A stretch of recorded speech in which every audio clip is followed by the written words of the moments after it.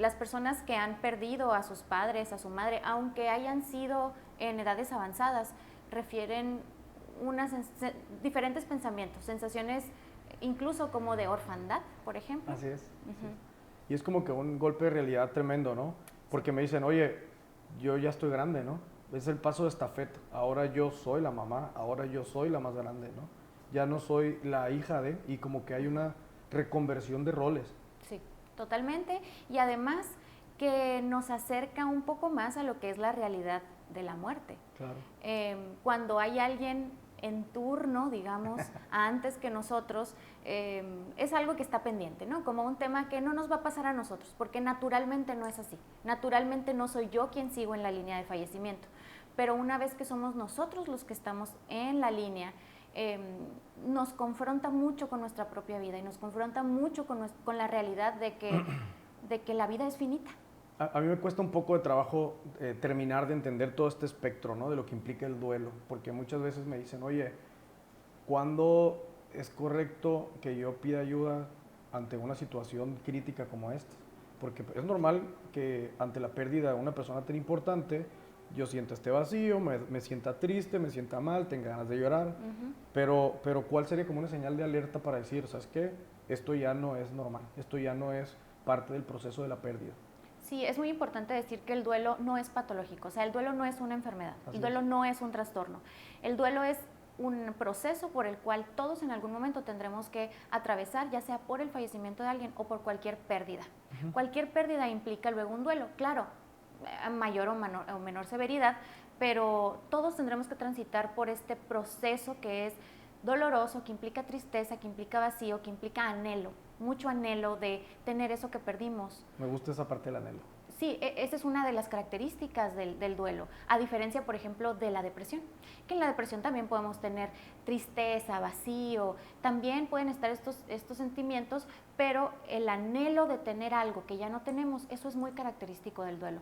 Y se trata de que el duelo se vaya reintegrando a la vida. Si tú le preguntas a las personas que han sufrido alguna pérdida importante, te dirán, he aprendido a vivir con eso.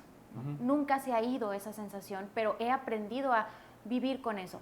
Entonces se trata de que el duelo se reintegre a la vida. En algunas ocasiones esto no sucede. En algunas ocasiones se necesitan más apoyos. A partir del 2018, del 2020, los manuales de diagnóstico de trastornos mentales han acuñado este término de duelo complicado o duelo prolongado. Esto no existía antes. Y nuestros amigos tanatólogos, que son especialistas en abordar cuestiones de duelo, piden mucho cuidado al hablar sobre el duelo complicado, porque entonces estaríamos hablando de una instancia en donde el duelo ya es tan complicado que nos impide funcionar o que no ha mejorado, digamos, ¿no? Se habla a veces entre los 6, 12 meses. Es lo que te iba a preguntar, ¿es un tema de tiempo, es un tema de gravedad, es un tema de a lo mejor de la combinación de factores, tanto tiempo más tantos factores, así? Sí, los manuales tratan de objetivizar, ¿no? de medir en parámetros. Algunos manuales dicen que 6 meses, digamos a partir del fallecimiento, si en 6 meses las cosas siguen de una severidad muy grave para la persona doliente, para la persona que está en duelo, algunos hablan a los 12 meses, pero es muy importante. El duelo por sí mismo no es un proceso de enfermedad, ¿no? No es un proceso patológico. En algunos momentos se puede llegar a complicar.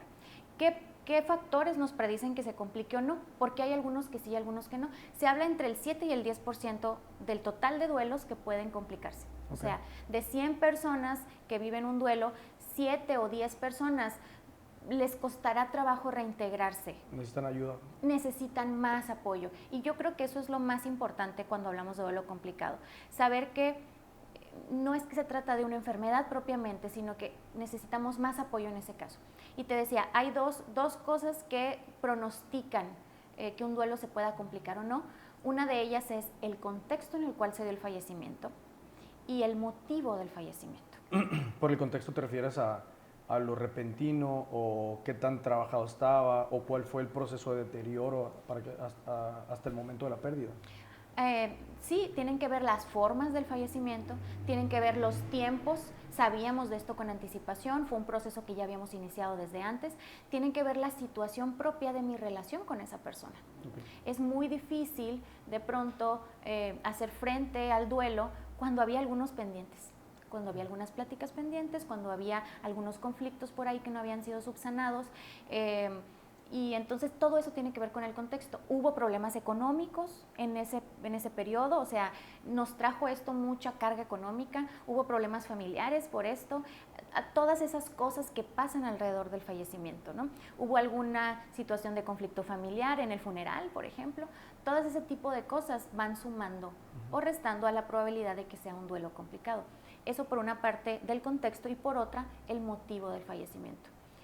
Donde entra más el tipo de si fue algo repentino, cuál fue la situación en la cual pudimos observar o ver o compartir con nuestro ser querido sus últimos momentos